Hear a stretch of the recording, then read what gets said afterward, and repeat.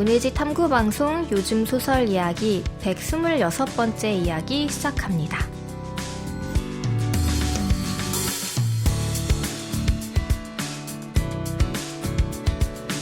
안녕하세요. 저는 KBS 1라디오에서 라디오 프로그램 제작하고 있는 이주영입니다. 네, 안녕하세요. 저는 해방촌에서 문학서점 고요서사 운영하고 있는 차경희입니다. 저희 방학하고 2주 만이네요. 네. 잘 지내셨죠? 라고 말하기엔 좀 부끄럽지만. 녹음은 더 오랜만이라. 네. 저희 거의 한 달 넘게 만에 만나 뵙는 것 같은데요. 문학동네 저희 2023년 봄호 들고 왔고요. 이 안에서는 저희가 두 편의 작품 이야기해보려고 해요. 그래서 오늘은 봄호 간단하게 살펴보고 여기서 기준영 작가님의 신세계에서라는 작품 이야기해보겠습니다. 네. 문학동네 봄호는 근데 표지가 저는 좀 마음에 들었어요. 약간 불탄 원고지의 조각 같은 것이 중간에 이미지로 있고요. 그 다음에 특집 제목이 조금 무거운데요. 죽음으로부터라고 되어 있어요. 봄호 펴내는 글을 제가 간단하게 소개를 해드리면 굳이 강조하지 않아도 문학은 사실 죽음이랑 되게 가까이 연결돼 있는 것인데 보통 이제 문학이 죽음을 대하는 태도라든지 방식이나 그런 것들이 있는데 저는 그런 방식이 그런 죽음을 대하는 문학의 방식에 저는 오래 매료돼 왔던 사람으로서 이번에도 비슷한 이야기를 펴낸 글에 하고 있어서 되게 공감을 하면서 읽었는데요. 예를 들면 이런 구절입니다. 예술은 평평해진 죽음들의 개별적인 이야기를 부여하는 방식으로 죽음에 대응한다. 타인의 죽음에 얽힌 사연에 공감하길 바라서이건 개별자의 죽음을 균질화된 사인에서 분리해주길 바라서이건 예술은, 특히 문학은 죽음을 각자의 몫으로 돌려주려 한다.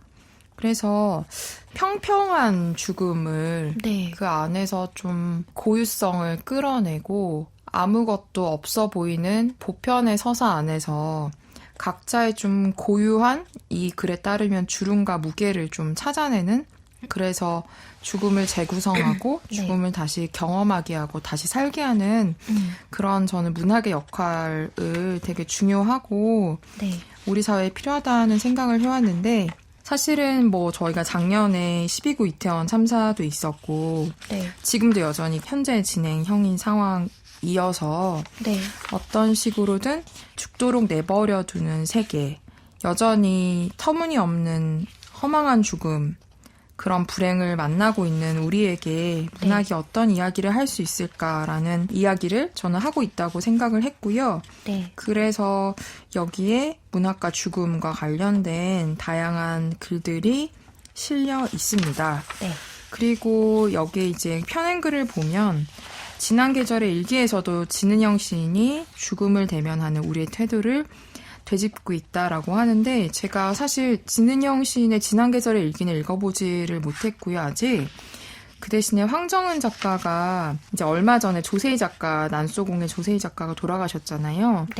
난소공 이야기를 하면서 사실은 죽음과 연관된 어떤 에세이라고 해야 될까요? 시선이라는 제목의 에세이를 썼는데 이 글도 저는 문학동네의 이번 특집과 되게 긴밀하게 연결돼 있다는 생각이 들었어요. 읽고 나서. 이 황정은 작가가 이 안에서 이야기하는 12구 참사의 죽음이나 전장현을 비롯한 차별받고 있는 사람들의 그런 보이지 않음이나 이런 것들을 죽음과 연관시켜서 쓴 글이 저한테는 되게 와닿았고 오래 기억될 것 같아서 관심 있으신 분들은 읽어보시면 좋을 것 같고요.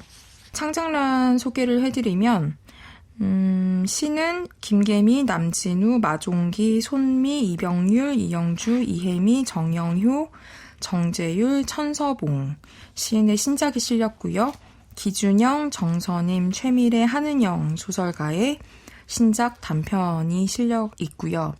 임소라 작가 장편 나는 지금도 거기 있어가 연재 4회차를 맞았고 이 책은 이미 만나보신 분들 많을 텐데 젊은 작가상 14회 수상작들에 대한 이야기와 또 이미상 작가 소감 같은 것들이 또 실려 있어요. 그래서 관심 있으신 분들은 젊은 작가상 읽어보시고 수록되어 있는 소감도 함께 같이 읽어보시면 좋을 것 같고, 마지막으로 그 개간평이 실려 있는데요. 그냥 읽으면서 저희가 요소야 하면서 같이 읽기도 했고 또 소개도 했던 그런 작품들이 꽤 많이 여기 언급이 돼 있더라고요. 예를 들면 강보라 작가의 뱀과 양배추가 있는 풍경이라든지, 임선우 작가의 사려 깊은 밤 푸른 돌, 그다음 또 김인숙 작가의 자작나무 숲, 예소연 작가의 사랑과 결함, 저희가 얘기를 하면서 이거는 잘 모르겠다라고 했던 부분도 사실 있고, 네. 무엇을 이야기하는 것 같다라고 저희끼리 이야기한 것들이 많은데, 방송 들으시고 또 작품 읽어보신 분들 중에 좀 다른 시선의 이야기가 궁금하신 분들은 요 각자 작품에 실린 개간평 같이 읽어보시면 훨씬 더 풍부하게 작품 이해하실 수 있을 거라는 생각이 들었습니다. 네, 그러면 저희 오늘 작품으로 들어가 볼게요. 기준영 작가의 신세계에서라는 단편인데요. 기준영 작가님 저희가 요수야 시즌1에서 상당히 많이 다뤘고, 네. 그래서 100회 특집 때도 작가님 모셨던 기억이 있어요. 네. 저희가 되게 신나면서 방송했던 기억이 있고, 네. 저희가 몇 해 전에 윤성희 작가님 신작 소개하면서 그 경희님이 그 얘기 하셨잖아요. 저는 이제 윤성희 월드, 치유의 그 월드에 너무 빠져있고, 네. 윤성희 작가님이 저녁 먹고 술 먹는 얘기 80일 써주셔도 네. 기꺼이 감사히 읽을 것 같다. 약간 이런 네. 이야기 하셨잖아요. 네. 근데 저는 이번에 기준영 작가님 신작 되게 오랜만에 읽으면서 네. 약간 비슷한 감정을 느꼈어요. 그러니까 기준영 작가님의 소설은 되게 기묘한 작가님만의 리듬을 갖고 있는데, 네. 그리고 늘 약간 어딘가 조금 기묘한 구석에 있는 에피소드든 네. 서사든 네. 등장인물이든 그게 시그니처처럼 박혀 있는데, 네. 그게 그냥 좋게 시작한 것 같아요. 이미 그때 옛날부터 좋았던 걸 수도 있는데, 이번에 네. 읽으면서 새삼 느꼈다고 해야 되나, 제가? 그 네. 감각을? 네. 그래서 이번에도 별다른 서사가 없고 막 네. 인물들이 우연히 만나기도 하고 여전히 해결되지 않은 좀 구멍이 있는 사건들 네. 또 남아있는데 네. 저는 그냥 그 리듬을 따라서 읽는 것만으로도 네. 소설을 읽는 기쁨을 느꼈거든요. 네. 신작을 만나는 기쁨을. 네. 그래서 이상하게 기준영 작가님 작품을 읽고 나서 그 기묘함에서 오는 해방감이나 좀 자유로움이나 네. 그런 감정들이 이번에도 네. 저한테 찾아와서 좀 소개를 하고 싶었던 것 같습니다. 네. 그래도 줄거리를 간단히 네. 말씀을 드리면, 등장인물은 이원이라는 인물, 여성이고요. 성인 여성이고, 그다음에 이열음이라는 이원의 조카인데, 이원의 남동생의 딸이니까 이원이 고모이고 14살의 여성인 이여름이 조카인 사이가 되는 거죠.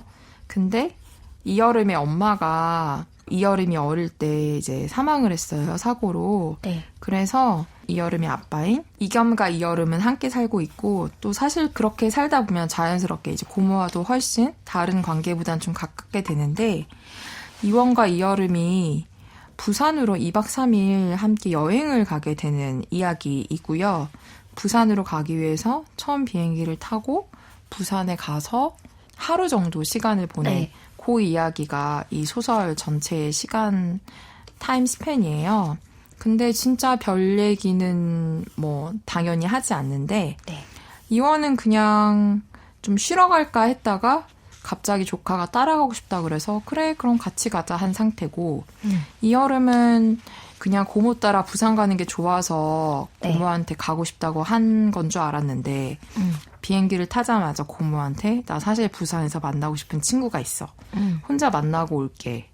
그렇지만 걔가 누군지 왜 만나는지는 말할 수 없어. 이제 이렇게 얘기를 한 거죠. 네. 그래서 이여름은 고모에게 자세한 사연을 말하지 않은 채 그 친구를 만나러 가는 이야기가 한 축에 있고, 그 사이에 이원은 그냥 우연히 해변가 산책하다가 여러 번 마주친 어떤 호경이라는 여성과 우연히 대화를 나누고, 그래서 마지막엔 이여름까지 합류해서 셋이 우연히 대화를 나누고, 여름이 호경에게 내일 다시 만나자고 제안을 하고 그래서 호경이 원래 기존에 떠나려던 일정을 미루고 여름과 만나기로 약속을 하는 이 이야기로 끝이 나요. 그래서 이 안에 뭐 당연히 이제 무수한 작가가 숨겨놓은 메시지도 있을 것이고 서사도 있을 것이고 그렇겠지만 이 별것 아닌 부산 여행기를 좀 따라 읽어 내려가는 것만으로도 저한테는 되게 묘한 좀 독서의 즐거움을 느낄 수가 있었어요. 그래서 더 자세한 이야기는 이따가 하기로 하고 네, 저는 그런 식으로 기준영 작가님의 신작을 오랜만에 즐겁게 읽었습니다. 네, 저도 기준영 작가님 신작 자체를 되게 오랜만에 만난 것 같아요. 뭔가 저희가 물론 요소야를 쉰 시간이 있긴 하지만 그래도 복귀하고 다시 쭉 읽어왔다고 생각했는데도 신작 오랜만이라 반갑게 읽었고 이번 소설도 저한테는 기존의 소설보다는 편안하게 읽히기는 했거든요. 그러니까 기존의 소설은 조금 더 뭔가 손에 땀을 쥐게 하는 순간들이 있다거나 아니면은 그 어떤 기준영 작가가 설계해놓은 그 배경이나 공간에 되게 매력을 느끼고 빠져들었다면은 여기는 부산이라는 공간이고 배경이고 부산 물론 뭐 안 가보신 분들도 많으시겠지만 가보신 분들한테는 그리고 그냥 미디어에서 본 부산이라는 이미지가 있잖아요. 굉장히 어떻게 보면 대도시와 그러니까 바다 마을의 이미지가 섞여 있는 곳이잖아요. 사실 저한테는 그렇게 대도시의 이미지에서 크게 벗어나 있는 곳은 아닌데 그러니까 대도시라는 거는 구시가지도 있고 뭐 이런 여러 가지가 섞여 있는 서울 같은 공간이지만 그게 바닷가의 옆에 바로 조금 비현실적으로 있다라는 생각 때문에 좀 독특한 이미지를 갖고 있는 도시가 맞기는 한데 역시나 이번에도 인물들의 캐릭터뿐만이 아니라 어떻게 보면은 흔하게 일어날 수 있는 일상적인 에피소드들인데도 저는 그 이여름이라는 조카가 그 수정이라는 사이가 멀어진 친구를 만나기 위해 이제 고모와 함께 부산으로 간 목적이 있는 거잖아요. 그런데 그 수정이라는 친구가 여름을 어디서 만나기로 해놓고서는 뺑뺑이를 돌리는 거죠. 맞아요. 뭐 어디 서면역에서 만나자 해놓고 연락하면 나 지금 시청 가고 있어. 네가 그리로 와.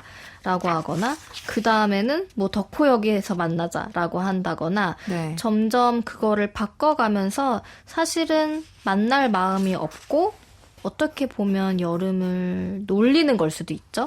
하지만 여름은 또 순순하게 그거를 따라서 가는 거예요. 그 마음은 예전에 뭐 돈 문제 때문으로 인해 돈과 얽힌 에피소드로 인해서 사이가 멀어지긴 했지만 여름에게는 아직 이 수정이라는 친구에 대한 애정이 남아있다라는 생각이 들더라고요. 그런데 둘이 만나지는 못하면서 이렇게 여름이 부산의 곳곳을 좀 떠도는 일종의 여정도 되게 기묘하다라는 생각이 좀 들었던 것 같아요. 흔하지 않음? 그리고 이원과 김호경이 너무 그냥 아무렇지 않게 또 같이 만나게 되잖아요. 왜냐하면 김호경이라는 사람은 그 전에 호텔에서 되게 무슨 일이 있는 사연이 있는 것처럼 다른 사람과 통화를 하다가 결국에는 못 만나는 걸로 그냥 그게 끝나버리고 갑자기 이원과 우연히 마주치게 되면서 일행이 되는 에피소드인데 마치 어떤 독립영화의 한 장면 같기도 하고 근데 이럴 수 있다라는 생각이 좀 들긴 들었어요. 여행뿐만이 아니라 낯선 공간을 가면 모르는 사람과 굉장히 짧은 사이에 친밀해지거나 그 짧은 시간 동안만 가까워졌다가 각자의 일상으로 돌아가는 경우들이 있잖아요. 거기다가 이제 또 호경과 여름까지도 어떻게 묘하게 또 마음이 통하고 그래서 마지막에 근데 기준영 작가님 소설은 항상은 아니고 읽었을 때마다 그게 있었던 것 같아요. 이 이야기에 뒤가 있을 것 같은데? 라는 생각으로 조금 더 생생하게 이 인물들이 계속 살아가고 있는 그 다음 이야기가 너무 궁금하다라는 생각이 들더라고요. 여기서 쭉 끊겨요. 네. 여기서 왜 사는 게 지옥이라는 얘기가 되게 많이 나오잖아요. 네. 이거를 막 87층 빌딩에 비하기도 하고. 네, 네. 그리고 이 호경이라는 인물은 메모 형식에 기억하기 위해서 어떤 메모 형식의 힌트들을 남겨두는 네. 그런 메모 습관이 있는 사람인데, 저는 이거 보면서 약간 데스노트도 아니고 이 인물들과 관련된 이야기는 왜, 게다가 뭐 자기에게 그렇게 중요한 사람이 아님에도 이름까지 적어가면서 네. 그래서 마치 어떤 사자와 같은 느낌으로 그러니까 진짜 그렇다는 뜻이 아니라 네. 이 김호경이라는 사람의 미스터리함도 있고 그리고 저는 다시 한번 느낀 게 보통 사람들이 기시감이라는 말을 네. 영화나 소설에서 많이들 얘기하잖아요. 네. 그러니까 데자뷰라고 하는 나 이거 겪어본 것 같아. 근데 사실은 처음 가보는 곳인데, 이거 꿈에서 본 것 같아. 맞아요. 아니면 만나본 사람 같아. 뭐 이런 낯선 사람에게서 낯익음을 발견하는 기시감이라는 장치를 되게 많이 사용한다고 생각하는데, 저는 언제나 기시감보다는 미시감이라고 해서 반대되는 말이 있거든요.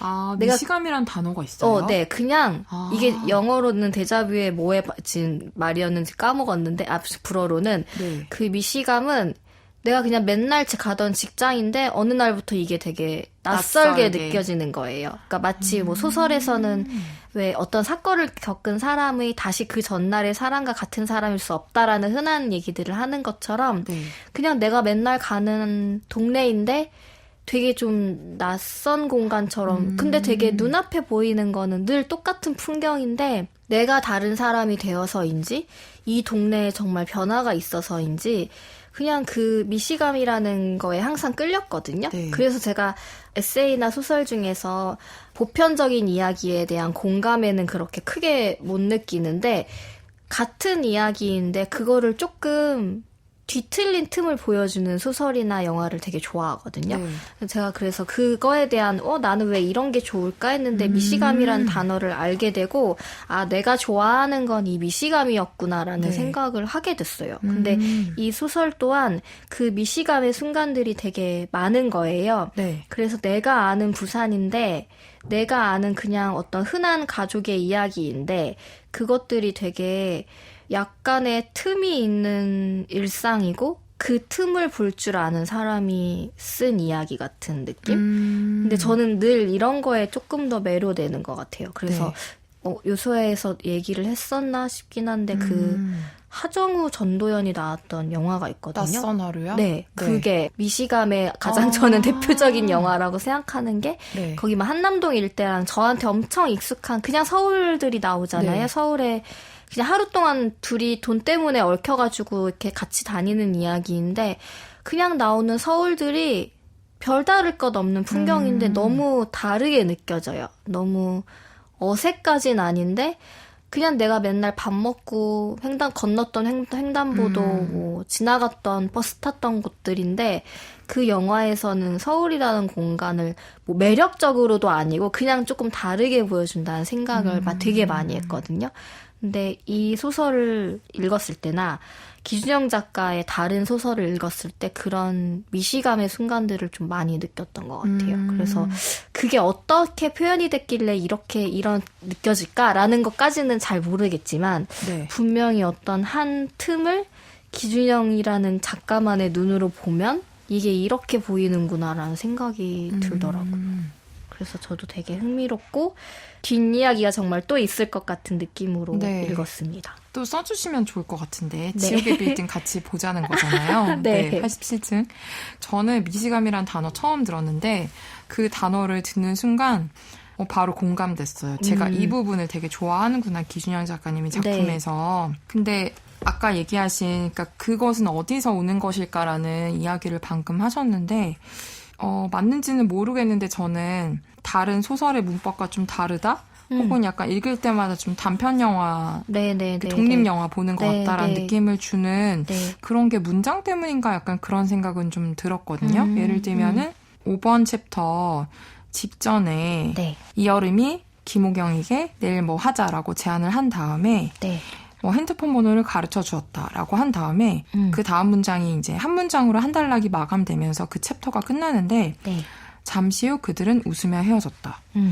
이 문장이 저한테 되게 낯설고 되게 저한테는 익숙하지 않은 방식의 지문 같기도 하네요.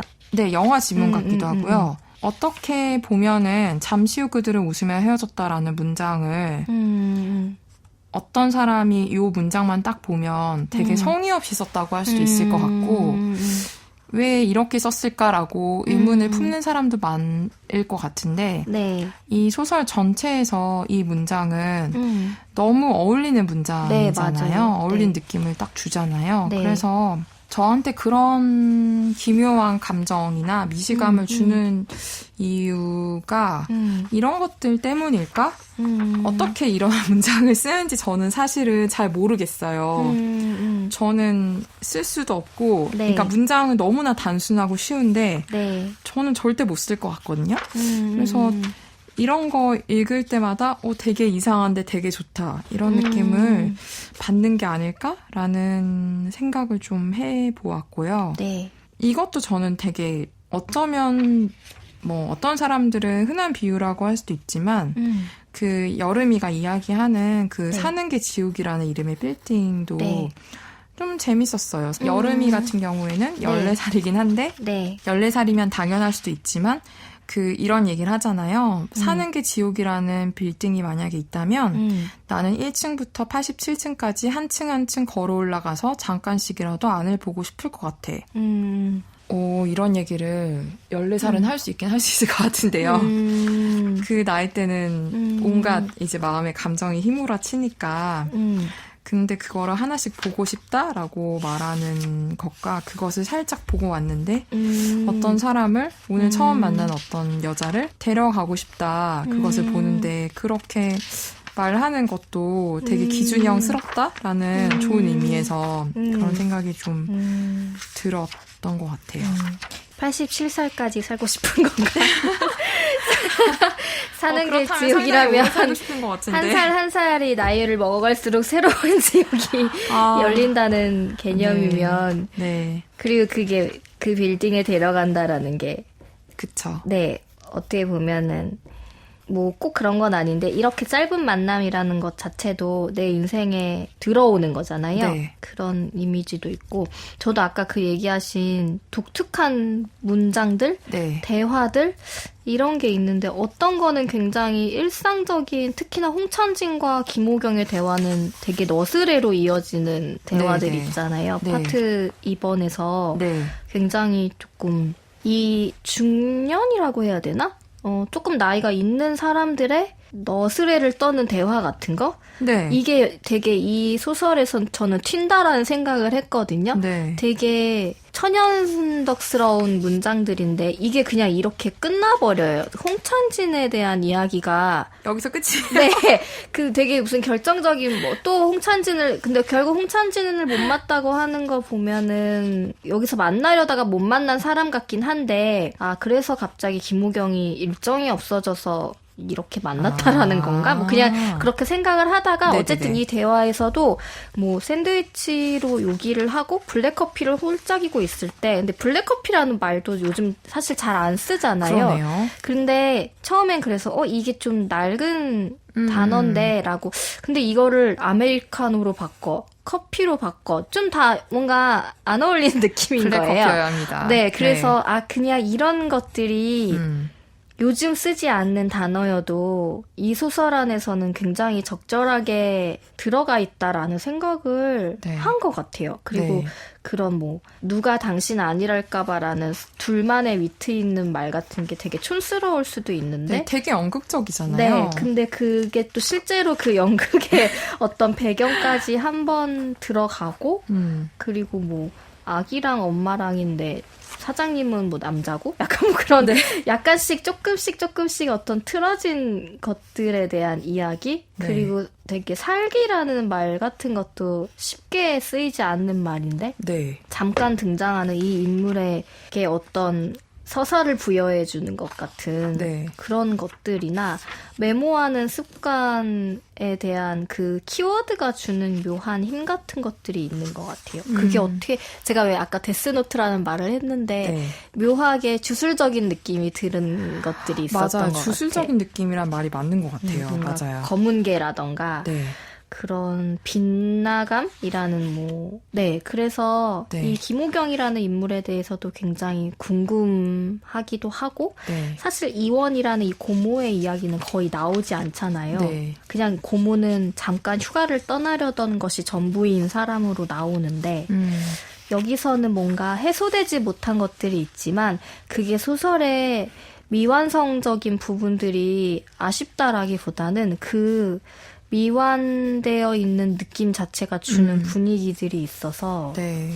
뭔가 이 소설의 전체적인 궁금증을 더하고 완성도에서는 오히려 그런 빠진 것들이 있는 것들이 그리고 아빠 너무 아빠한테 칼라코에 꽃 피어서 사진 보내고 이거 너무 우리 아빠한테 아니 40대인 것 네. 같은데 이 아빠는 어쩌다가 네. 이렇게 빨리 칼랑코에 이런 그리고 사랑에 대한 그 있나? 얘기도 너무 강렬했어. 그 아빠의 사랑 네네네네. 이야기. 네. 엄마와 되게 첫눈에 반했고 짧은 기간이었지만 맞아요. 엄마가 죽어버림으로써 그 사랑이 영원하게 됐다라는 식의 이야기. 네. 되게 짧게 지나가는 것들인데도 충분하게 얘기돼요. 어떻게 이게 부딪히는 말이잖아요. 충분하게 얘기되는 것들은 되게 충분한데 근데 막 묘한의 구석들은 또 있어. 네. 막 그래서 그 완급 조절을 도대체 어떻게 하시는지는 모르겠지만 이 캐릭터 잘 아직은 모르겠는데라고 느낌을 보통 가지면 네. 그 소설 전체가 조금 완성도가 떨어진다는 느낌이 들거나 맞아요. 안 잡힌다는 느낌이 네, 드는데 근데 이 소설은 기준영 작가님의 대부분의 소설은 여백을 일부러 만들어 놔서 그게 되게 이상한 감정도 불러일으키고 호기심도 불러일으키고 그게 약간 좀 매력의 요소로 확실히 작용하는. 맞아요. 근데 그걸 어떻게 하는 걸까요, 진짜? 그러니까 네. 진짜 그렇게 쓰시는지는 모르겠지만 막 네. 다 쓰고 지우는 느낌이야. 그러니까 있는 공간을 독자가 느낄 수는 있는 것 같아요. 여기에 사실 어떤 이야기들이 있거나 네. 구현이 있는데 소설에는 드러나지 않지만 여기에 뭔가가 있구나라는 생각이 들게 돼서 이거는 그냥 무리한 추측인데 작법이 실제로 어떻게 되시는지 그냥 아마 그냥 쓰시겠죠? 네, 그렇게 근데 얘기하실 되게 것 같아요, 여쭤보면. 근데 네. 되게 많이 쓰고 그걸 많이 지우실 것 같은 느낌? 그러면은 좀 부딪히는 문장들도 생기고 네. 근데 그거는 그냥 모르는 일이지만 이제는 너무 다 숙달된 작가님이니까 네. 그냥 쓰시겠죠. 근데 네. 읽는 사람으로서는 분명 덜 얘기된 게 있는데 근데 읽은 것 같은 느낌이 드는 맞아요. 게 있어. 그래서 그런 부딪힘도 너무 매력적이고 네. 적절하게 빠져있는 이야기가 결국 보통의 소설이었으면 수정을 결국 잠깐 만나는 걸로 끝나지 않나? 마주치는 거라든가? 그리고 설사 마주치지 않고 만나지 않는다고 해도 조금 더 길게 나왔을 것 같아. 이들 사이의 전사나. 그리고 여름이 이거를 너무 성숙하게 받아들이는 거에 좀 놀랬어요. 네. 그리고 사실은 이 수정이 저지른 일이라고 해야 되나? 이 둘 사이에 있었던 일도 상당히 큰 사건이잖아요. 60만 원이 적은 돈이 절대 아닌데 네, 그리고 400만 원에 이르게 된 그리고 이자가 선배들한테 그냥 맞거나 이런 식으로 많이 돈을 안 갚으면 이거 되게 좀 끔찍한 맞아요. 폭력적인 일인데 그냥 되게 무심하게 이 사연을 써놓고 더 이상 여름에 수정에 대한 감정이나 둘의 좀 더 약간 내밀한 이야기는 완전히 생략돼 있더라고요. 그래서 마치 결국 이 여름은 이 놀이에서 빠진 거잖아요. 그쵸. 보증을 서지 않고. 네. 그래서 수정에게 원망을 샀거나 수정이 무슨 빚쟁이한테 도망 다니듯이 다닌다는 생각도 좀 드네요. 네. 그러니까 지금 아마 이게 수습이 안 되고 부산으로 간 느낌이잖아요. 네네. 불어난 400만 원을 갚지 않고. 네. 근데 그래서 수정이 도망 다니는 건지는 모르겠지만 어쨌든 여름은 그냥 그런 게 이 나이대에선 되게 안타까운 일인 거잖아요. 좋았던 친구니까. 그쵸. 근데 이게 이런 식으로 끝났을 때 그러게 그래서 여름이 사는 게 하루하루 지옥 같다라고 생각을 한 건지. 네, 그래서 호경한테 같이 가보자고 어딘가에 이야기를 한 거겠죠? 근데 하여튼 이 사건도 사실은 되게 독특한 사건인 것 같아요. 맞아요. 결국에는 아까 초반에 윤성희 선생님 그 소설 얘기하셨지만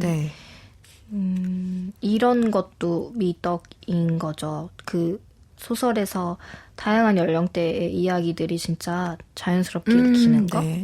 조금 한 나이대의 인물들이 많이 나오는 소설들이 많을 수밖에 없잖아요. 근데 이 소설에서는 각양의 사연을 가진 이들과 여러 나이대의 사람들이 부산이라는 공간에서 만나고 되게 가볍지만 또 깊이 있는 얘기들을 하면서 그러니까 되게 일반적인 캐릭터라고 볼 수 있어요. 사실 뭐 그 여름도 어디 가서 고모가 인증하라고 하면 문자 다 보내고 사진 다 보내고 이거 너무 평범한 거잖아요. 뭐 과잉으로 보는 사람 저는 없을 것 같거든요.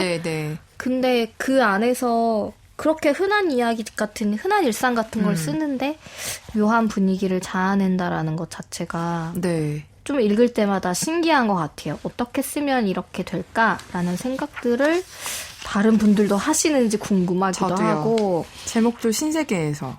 이 신세계가 어떤 저도 사는 게 지옥이라는 신세계일까요? 저번 막 녹음 때부터 제목에 대한 이야기 나올 수밖에 없는데 요즘 제목들 좀 종잡을 수 없는 거 있는 것 같아요. 되게 단선적이라는 생각도 들면서도 이 신세계는 그리고 그 되게 폭력적인 영화로 대표되는 이미지가 또 있잖아요. 맞아요. 저는 그거 분명히 생각하고 쓰셨을 것 같아요. 그런가? 그래서 그 주는 이미지가 있어서 지옥의 이미지 같은 느낌도 있기도 하고 저는 안 봤거든요. 아마 안 봤을 거예요. 근데 그런 느낌이 있었던 것 같아요. 그 신세계라는 게 천국의 이미지라기보다는 지옥의 이미지? 지옥의 빌딩이랑 맞아서 있으려나?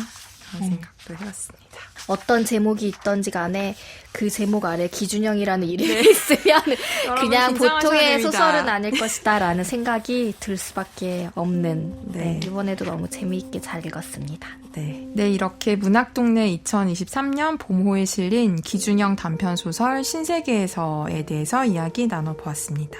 문예지 탐구방송 요즘 소설 이야기, 다음 시간에는 문학동네 2023년 봄호에 실린 정선임 작가의 신작 단편을 소개할 예정입니다. 기준형 소설 신세계에서의 일부를 주영님의 낭독으로 들으시면서 저희는 다음 시간에 인사드리겠습니다. 들어주셔서 고맙습니다.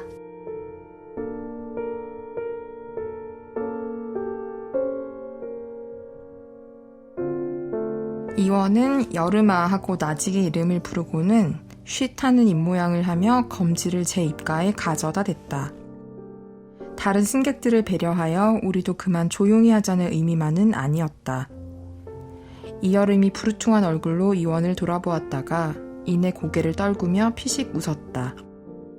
이여름은 자신이 험베개를 끌어안고 고집스레 벽에 딱 달라붙어 서서 롤러스케이트를 사달라고 졸라댔던 유년의 어떤 밤에 이원이 바로 그런 동작을 해 보였던 게 떠올랐다. 그때도 가을이었다. 이원의 쉿 소리에 입을 다물고 발끝을 내려다보고 있으려니 어디선가 귀뚜라미 우는 소리가 들려왔다.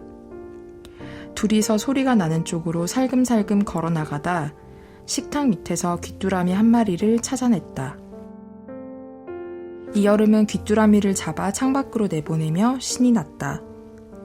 원하는 것을 당장 손에 쥘 수 없다는 그 슬프고 억눌린 감정이 쉿 하는 순간 귀뚜라미 한 마리에게로 흘러간 게 좋았고 그걸 창밖으로 내보낼 수 있었던 밤이 예뻤다. 울고 난 뒤라 물기 어린 눈으로 바라보아 더욱 그렇게 느껴졌던 것인지도 몰랐다. 막상 나중에 롤러스케이트를 선물 받게 되었을 때는 그만큼 기쁘지 않았다. 나중에 말해줘. 이여름이 등받이에 몸을 묶고서 눈을 감았다. 이원은 표정이 사라진 이여름의 얼굴을 들여다보며 너도 하고 대꾸하고는 잠시 생각에 잠겼다.